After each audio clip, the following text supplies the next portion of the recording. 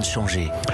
L'accès au pass sanitaire pour les Français de l'étranger va être simplifié, annonce hier du secrétaire d'État chargé du tourisme Jean-Baptiste Lemoyne dans le journal du dimanche. Les expatriés vaccinés à l'étranger pourront dès cette semaine déposer une demande par mail afin de reconnaître leur vaccination. Bonjour Alexis Guilleux. Bonjour. Vous êtes le correspondant d'Europe 1 aux États-Unis. Avec cette mesure, on y voit déjà un peu plus clair, car jusqu'ici, les Français qui vivent aux États-Unis, par exemple, ont eu beaucoup de mal à officialiser leur vaccination dans l'Hexagone.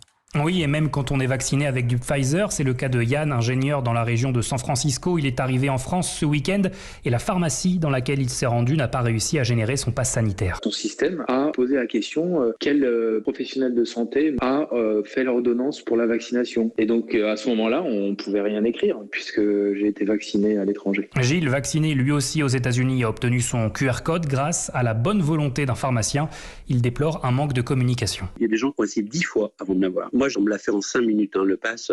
Les professionnels de santé ne sont pas au courant, ne savaient absolument pas comment gérer ces cas-là. Alors cette semaine, le gouvernement mettra en place une adresse mail pour les Français de l'étranger.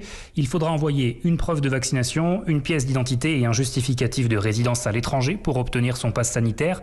Mais certains, comme Grégory en France depuis le début de l'été, se posent encore des questions. Une preuve de résidence, qu'est-ce que c'est ? Parce que si c'est une quittance de loyer, je ne me trimballe pas avec tous mes papiers, quoi. Donc encore une fois, c'est ni fait ni à faire.